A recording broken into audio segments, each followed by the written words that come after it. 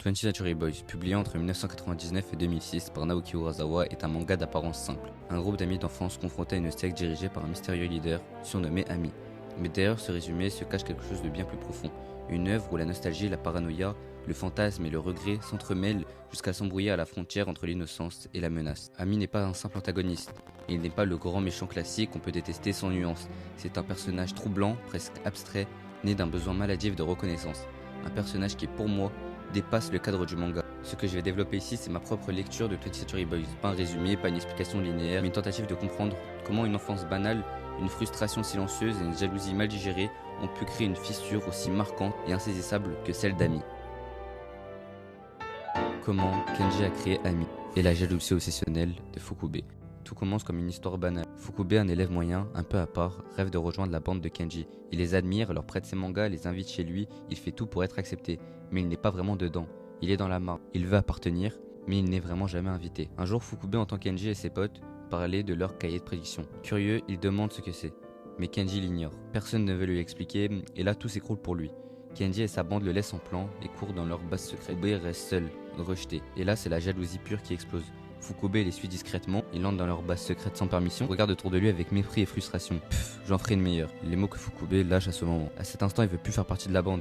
Il veut les écraser, les dominer. Il veut se montrer supérieur à eux. C'est là que tout commence. C'est comme ça que Ami est né. Fukube laisse Sadakio entrer dans leur base et lui dit de l'appeler Ami. Ce mot-là, ce nom-là, c'est une invention de Fukube.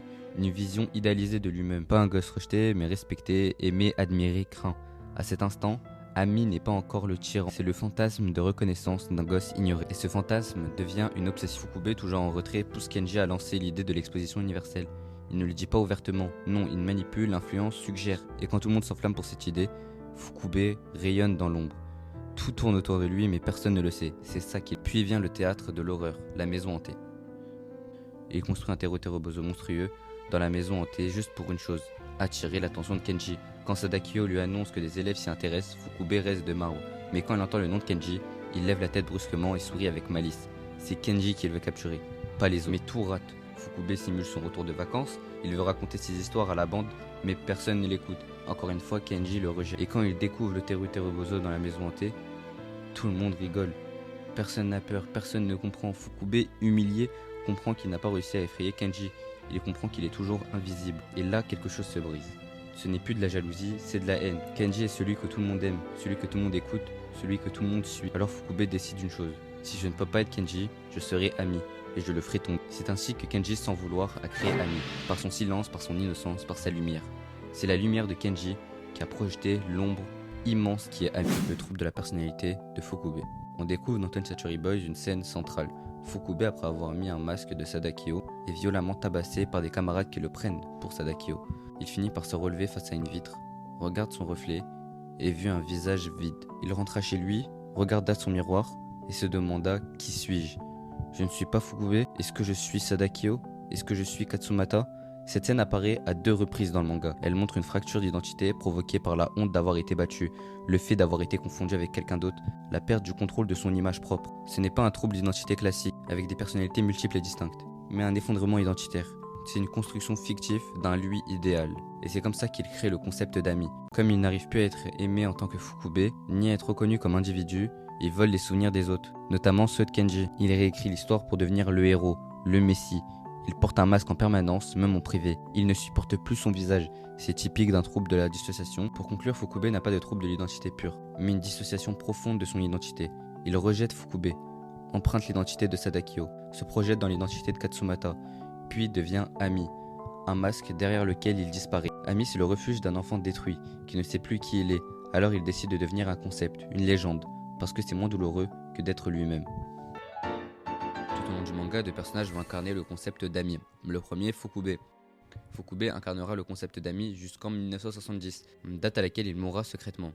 Le deuxième personnage sera Katsumata. Katsumata, après la mort de Fukube, prendra son identité et par la même occasion prendra le rôle de Ami. Parmi les multiples mystères de 20th Century Boys, il y a une scène qui, lorsqu'on la décrypte bien, apporte une preuve évidente que Fukube est bel et bien mort en 1970 et que Katsumata a repris le rôle d'Ami par la suite. Cette scène se déroule lorsque Manjom entre dans l'attraction visuelle créée par Ami.